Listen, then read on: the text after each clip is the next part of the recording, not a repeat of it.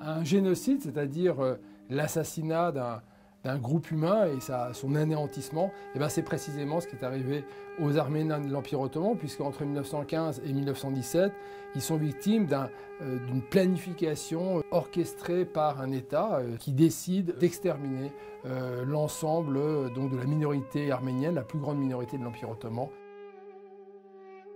On estime qu'au au déclenchement de la Première Guerre mondiale, donc il y a quelques mois de l'extermination qu'ils vont subir, ils sont environ 1,8 million d'Arméniens dans l'Empire ottoman. Ce chiffre va graduellement baisser en raison de grands massacres. Les hommes, les femmes, les enfants, toutes les familles sont massacrées en Anatolie, à Adana, en Cilicie, là où il y a des grandes régions de peuplement arméniennes. Ces massacres, cette terreur va amener une émigration, parce que les Arméniens constatent qu'ils ne peuvent plus le vivre, plus avoir d'avenir dans l'Empire ottoman. Donc une violence extrême, terrible, avec des scènes absolument terrifiantes. Et pour les rares survivants, c'est un véritable traumatisme. Le génocide des Arméniens se structure en deux grands moments, deux grandes phases. La première qui débute au printemps 1915 avec un ordre de déportation de tous les Arméniens qui doivent quitter leurs habitations pour être dirigés vers les provinces arabes de l'Empire ottoman. Ils sont précipités sur les routes d'Anatolie et là ils sont massacrés par des assassinats, par aussi la faim, la soif, par les noyades, par aussi des sites abattoirs où ils sont achevés donc à l'arme blanche par des armes à feu. Les ordres de déportation visent l'extermination sur la route des Arméniens.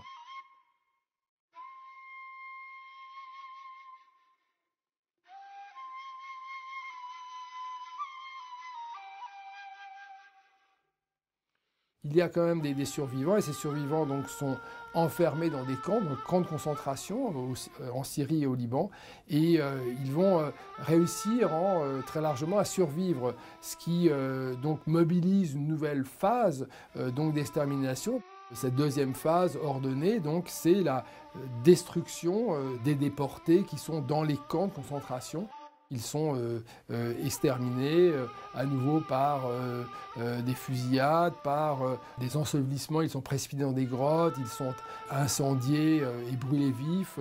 Donc, ce qui fait qu'en 1917, il reste très peu d'Arméniens dans l'Empire ottoman.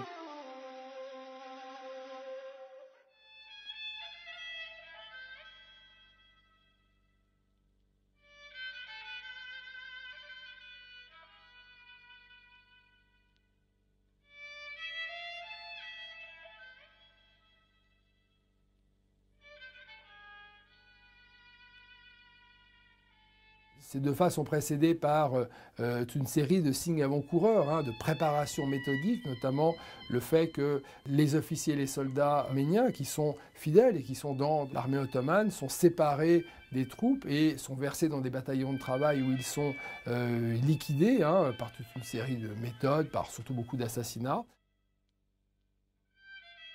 Et puis ensuite, il y a toute une série d'arrestations des chefs de famille, sous des prétextes fallacieux, notamment d'avoir caché des armes ou de préparer des complots. Donc des arrestations qui, en fait, vont amener à déstructurer complètement cette communauté arménienne, à faire en sorte qu'elle ne puisse pas résister à cette déportation.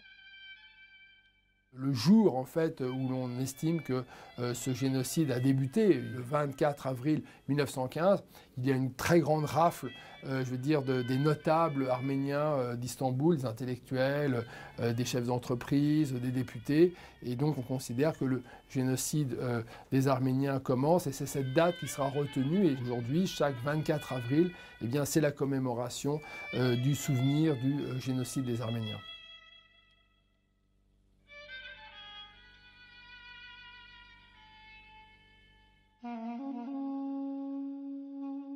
Le génocide des Arméniens a été perpétré par un État piloté par le gouvernement jeune turc, c'est-à-dire un ensemble d'idéologues, de chefs de guerre, donc peu nombreux, mais qui avaient dominé, qui avaient pris possession de l'Empire ottoman par un coup d'État.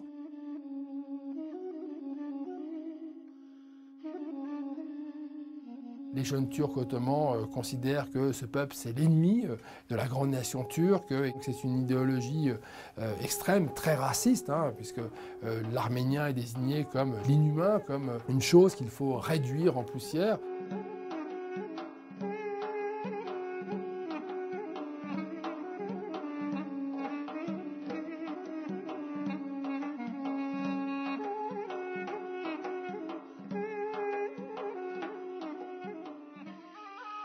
Le génocide des Arméniens se déroule pendant la Première Guerre mondiale, mais il avait été préparé bien avant. La Première Guerre mondiale, ça a été d'une certaine manière l'occasion pour les génocidaires de réaliser cet anéantissement d'un groupe humain, cette minorité arménienne de l'Empire ottoman. Derrière l'écran de la guerre extérieure, opposant l'Empire ottoman à la Russie, à l'Angleterre, il y a la possibilité de mener une guerre intérieure menée contre les Arméniens que le gouvernement jeune turc, que les génocidaires considèrent comme l'ennemi absolu de la nation turque. C'est la Première Guerre mondiale qui est à la fois l'occasion de ce génocide et en même temps qui fournit des moyens importants en hommes, en organisation pour mener à cette destruction. Il y a entre 1914 et 1918 deux guerres. La guerre que l'Empire ottoman mène avec l'Allemagne contre les Alliés, et puis une guerre à l'intérieur de l'Empire ottoman, qui est une guerre menée contre les minorités chrétiennes, à commencer par les Arméniens, qui sont victimes d'un génocide, mais aussi d'autres minorités chrétiennes, comme les Assyro-Chaldéens par exemple, ou certaines communautés grecques, qui elles aussi sont totalement anéanties par cette entreprise génocidaire.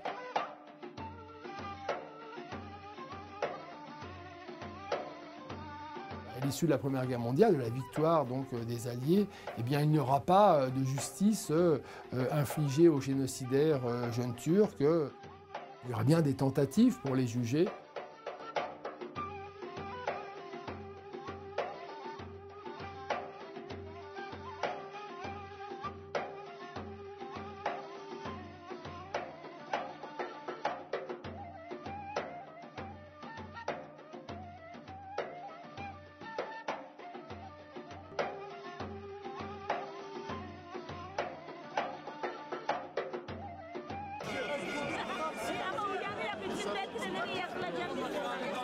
La Turquie développe un négationnisme, refuse la vérité sur le génocide des Arméniens.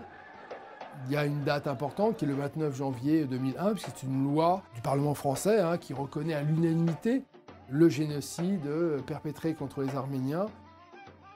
Et cette loi du Parlement français, elle va s'inscrire dans tout un mouvement de nombreux pays dans le monde qui, eux aussi, décident de reconnaître le génocide des Arméniens.